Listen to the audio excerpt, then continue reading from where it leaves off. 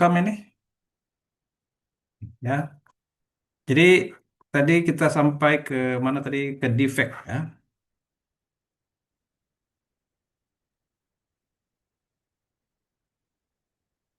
Oke. Jadi konsep defect ini, ya, konsep defect apa namanya? Konsep defect ini mirip-mirip dengan yang di logam, keramik, gitu ya. Jadi defect itu adalah ikatan dalam polimer ini, dan itu seperti biasa dianggap defect untuk merubah sifatnya, ya. Jadi diinginkan sifat-sifat tertentu maka dibikin defect, ya. Jadi ada cacat yang memang cacat bawaan, ada cacat yang dibuat seperti cacat, ya, dengan cara merubah ikatan, dengan memasukkan apa namanya molekul baru, gitu ya, dengan merubah apa namanya cis sama trans, ya, sebagai macam. Ini akan membuat sifat yang berbeda, ya. Jadi ini dikatakan sebagai defect-defect dalam polimer. Jadi macam-macam bentuknya, ya, seperti dalam gambar ini, ya. Kemudian ada lagi namanya eh, seperti kita mencampur kemarin, ingat mencampur air dengan garam, gitu kan? Ataupun eh, fase yang berbeda. Nah, ini ada namanya di polimer juga namanya difusi, ya. Difusi itu seringkali ada molekul asing kecil, ya, seperti oksigen, H2O, CO2 itu dimasukkan ke dalam unsur polimer. Contohnya ini polimernya kuning, yang biru ini adalah air, maka air ini bisa tembus, ya. Ini dikatakan sebagai difusi, ya. Tetapi ada juga difusi ini memang merupakan sifat dari polimernya, ya. Jadi misalnya polimer itu bisa tembus air, ya. Nah, atau bisa tembus oksigen, atau ada polimer yang bisa tembus apa namanya gas-gas yang lain. Nah, sifat tembus ini, ya, itu disebut sebagai karakteristik permeability, ya. Jadi sejauh mana benda asing bisa masuk ke dalam polimer itu disebut sebagai sifat permeability, ya. Jadi kalau kita bisa bayangkan, ya, ada plastik yang bisa melewatkan oksigen. Jadi kalau kita lihat itu daun pisang, ya, kalau kita bungkus daun pisang makanan dengan daun pisang, itu memang rasanya lebih enak dan juga lebih awet lebih lama, ya. Tetapi kalau kita misalnya bungkus air, apa namanya nasi panas dengan plastik, kemungkinan uap airnya itu tak bisa keluar, panasnya nggak bisa keluar. Nah, itu disebut sebagai sifat permeability. Jadi kalau daun pisang itu uap air bisa lewat, panas bisa lewat, gitu kan. Kalau di polimer belum tentu. Nah, itu dikatakan sifat permeability. Jadi contohnya ada eh, plastik-plastik yang kalau kita simpan makanan itu makanannya lebih awet daripada disimpan di plastik yang bukan untuk makanan. Nah, barangkali di situ ada kemungkinan oksigennya itu bisa keluar masuk, ya, atau uap panas bisa keluar masuk. Nah, itu disebut sebagai apa? Sifat permeability atau sifat difusi pada polimer, ya. Seperti ini kita lihat contohnya, ya, ada oksigen atau air bisa tembus seperti itu, ya. Nah, ini adalah contoh eh, apa tabel permeability dari bermacam-macam jenis plastik. Ya, pada 25 Celcius ada daya tembus oksigen, daya tembus nitrogen, daya tembus CO2, ada daya tembus H2O atau air. Contohnya kalau kita lihat di sini yang paling tinggi daya tembus oksigennya itu adalah apa? Paling tinggi adalah plastik LDPE. Nah, ini, ya, LDPE ini daya tembus oksigennya 2,2. Daya tembus airnya 68, ya. Kalau PVC, plastik pipa air, daya tembus oksigennya rendah, daya tembus airnya tinggi, ya. Jadi bahan-bahannya itu bisa berupa plastik tadi, plastik PVC, bisa berupa apa namanya foam, bisa berupa bahan gigi, ya. Ini juga termasuk polimer, bahan gigi palsu, ya. Nah, ini sifat-sifat daya tembusnya terhadap oksigen, nitrogen, CO2, dan H2O. Apa hubungannya ini ya. Contohnya plastik LDPE ya. Nah, ini ya jenis-jenis plastik misalnya LDPE. Nanti kalau kalian lihat plastik LDPE itu ada segitiga bernomor 4 itu disebut sebagai LDPE. Ini bisa di-recycle ya. Ini cocoknya untuk bungkus makanan ya. Kemudian ada lagi yang untuk bungkus makanan ini adalah PP, polipropilen, gambar 5 ya, untuk botol kecap gitu ya. Kemudian polistirin. Nah, ini untuk plastik dan apa? Piring sekali pakai, tidak bisa di-recycle. Kemudian eh, ada nomor 7 itu untuk botol susu bayi ya, botol air tidak bisa didaur ulang. Contohnya kalau kalian botol apa Aqua itu, yang Aqua ya, itu tidak bisa didaur ulang. Kalau dibakar keras dia, ya kan? Ada lagi namanya plastik yang biodegradable, ya, yang bisa hancur. Contohnya berbahan baku singkong, itu bisa didaur ulang. Jadi ada plastik berbahan baku eh, seperti apa namanya singkong ataupun apa namanya eh, gelatin-gelatin itu, ya. Nah, itu disebut sebagai biodegradable plastik. Dan ini adalah jenis-jenis plastik yang ada dalam kehidupan kita sekarang ya. Ada nomor 1, nomor 2 ya. Yang mana yang cocok untuk makanan ini ya. Nomor 1 cocok untuk makanan. Ini nomor 2 cocok juga ada untuk botol ini ya. Vinil ini untuk apa namanya clear food packaging untuk piping tapi tidak bisa didaur ulang ya. Oke. Nah, ini kalau yang lain lain jenis yang lain ya, ini adalah apa namanya eh, apa namanya untuk pemakaiannya ya.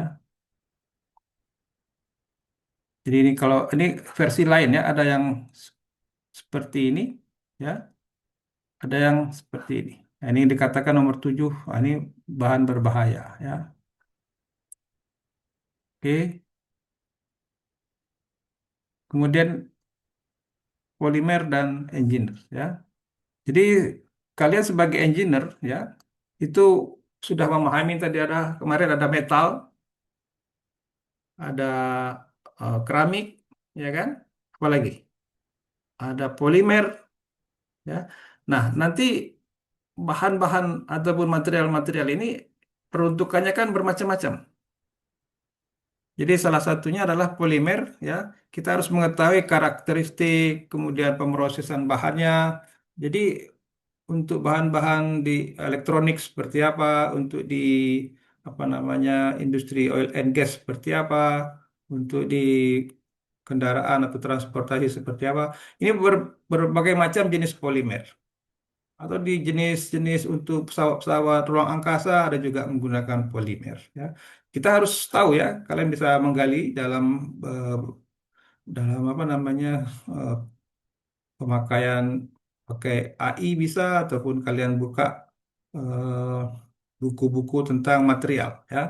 Jadi sebagai engineer kita harus memahami lebih jauh detailnya ya, seperti itu.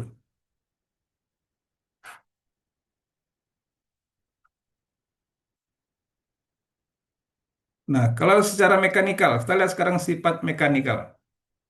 Seperti kita ketahui metal ada stress strain kemarin kita ada uji tarik gitu ya. Kita lihat kalau uji tarik di metal itu setelah dia melewati titik yield, dia akan mengecil dan putus ya. Tetapi kalau di polimer atau plastik ini, kita lihat sini ya, nampak sini yang saya tunjuk ini, dia dari besar kemudian mengecil, kemudian mengecil lagi dan makin kecil dan terus memanjang ya. Jadi dia sifatnya seperti ini ya kurvanya. Kalau di kurva metal dia putus ya. Kalau kita bandingkan ya dari kurva ini yang sifatnya putus ini adalah disebut sebagai brittle. Kemarin apa keramik gitu ya, brittle. Ada lagi plastik yang plastik biasa seperti ini, yang B. Kemudian yang plastik atau karet, nah, C. Kalau disebut elastomerik itu seperti karet ya. Nah, ini. dia mulurnya makin ditarik makin jauh. Ya. Jadi ini jenis-jenis apa yang polimer ya. Ada polimer yang getas juga ada seperti kaca tadi ya. Itu ditarik putus. Ada yang plastik putus. Kemudian ada juga yang seperti rubber ya. Ada titik putusnya juga tapi makin lama makin apa? Makin mengecil. Nah, ini adalah sifat mekanikal dari plastik. Jadi sifat mekanikal plastik itu ada juga, bukan hanya metal atau bukan hanya keramik ya. Jadi stress strain itu adalah cara kita mengukur sifat mekanikal dari material. Nah, ini adalah tabel sifat mekanikalnya ya. Jadi bermacam-macam plastik. Kalau kita lihat ada tensalnya, ada eh, strength tensile, ada tensile modulus, ada yieldnya, ada juga elongationnya ya. Kalau elongationnya lebih dari 100 ini berarti dia sangat mulur ya. Artinya mulurnya itu sampai ini kayak ini polietilen ini mulurnya sampai hampir tak putus kalau ditarik ya. Kalau yang putus itu ini misalnya polistiren, nah ini gampang putus ya. Diputus pada 1%. Kalau ini sampai dia memanjang pun tak putus-putus. Kalau yang lebih dari 100 ya ini kan. Kalau yang kecil-kecil ini berarti dia gampang putus ya. Oke, nah, ini adalah jenis-jenis plastiknya. Contohnya nilon. Ya, plastik nilon itu mempunyai elongation itu cuma 15 sampai 300. Jadi kalau kalian tengok untuk mancing-mancing itu dengan plastik nilon, nah ini anu ya, dia punya batas putus juga ya, tapi kuat ya. Kekuatan nilon itu sampai segini ya, 75,9. Ya.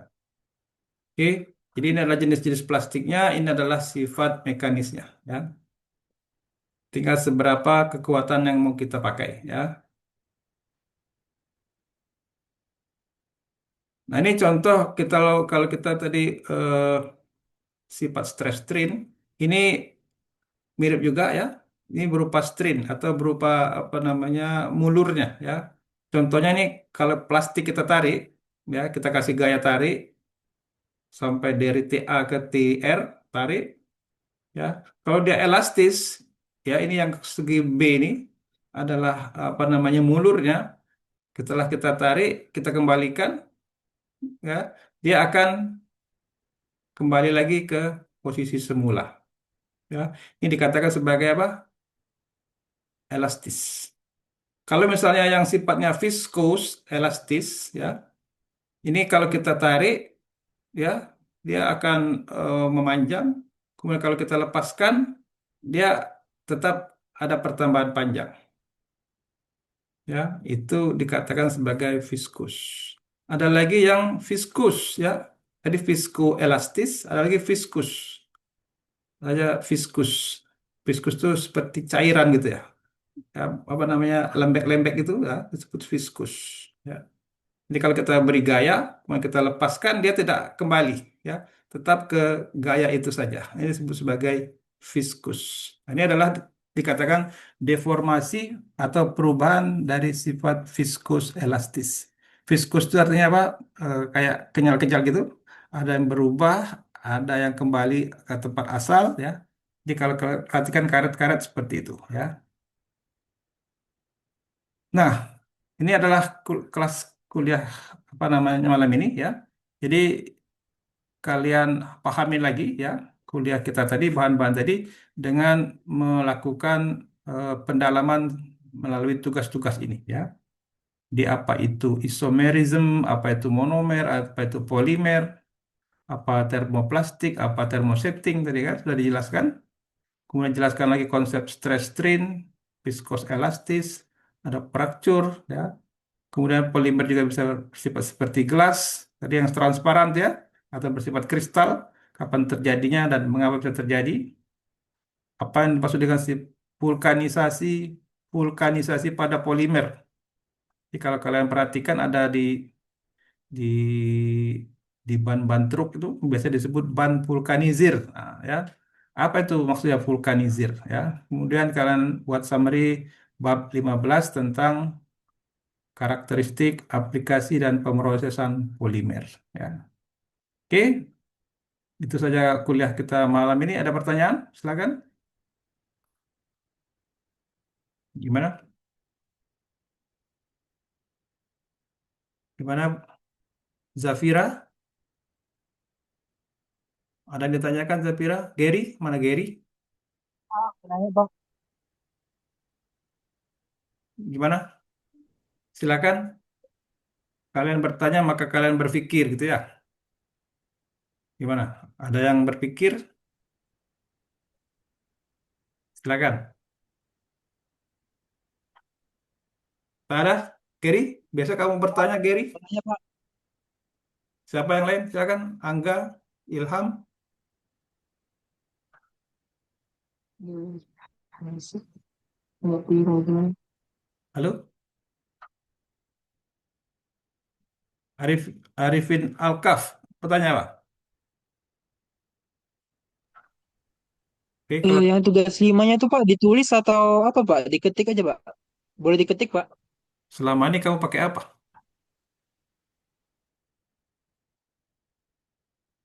Seperti sebelum-sebelumnya lah. Kamu belum pernah bikin tugas, Kak. Ya, Mungkin kerjakan pak. seperti sebelumnya. Kamu udah berapa kali bikin tugas? Harusnya sudah 11 pak. Ah, ya. Jadi cara bikinnya jangan ditanya lagi ya. Tanya yang lain. Coba tanya yang lain. Udah hampir selesai kuliah kita nih ya. Udah hampir UAS ya. Minggu depan, seminggu lagi kita udah UAS. Jadi tolong apa namanya tugas-tugas dikerjakan secepatnya ya. Jadi tidak boleh ada lagi tugas yang dikirim sekaligus ya. Kalau tugas dikirim sekaligus dianggap cuma mengumpul satu kali ya. Jadi tugas itu persentase yang tinggi. Jadi kalau kalian cuma mengumpul tugas satu kali, nilainya adalah cuma 1/11 gitu ya. Walaupun kalian kirim 11-11-nya, satu kali kirim, nilainya adalah 1/11 ya. Jadi itu dikirim setiap minggu ya. Oke, bisa seperti itu ya. Pak, untuk UAS Pak, izin tanya Pak. Kenapa? Seperti waktu UTS atau bagaimana Pak? Oh, nanti kita bahas UAS ya. Mirip-mirip gitulah ya. Oke, ada lagi? Persiapan seminar gimana? Minggu depan ya.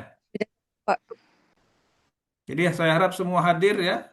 Kemudian semua eh, aktif dalam seminar tersebut ya, bukan sebagai peserta tapi juga sebagai tuan rumah ya, meramaikan dan juga memberikan masukan pada saat seminar berlangsung ya. Oke, bisa ya? bisa Pak. Oke, cukup ya kuliah kita malam ini. Terima kasih atas perhatiannya. Alhamdulillah. Assalamualaikum warahmatullahi wabarakatuh. Selamat malam. Waalaikumsalam Salam. warahmatullahi Waalaikumsalam wabarakatuh. Tetap warahmatullahi semangat. wabarakatuh. Semangat.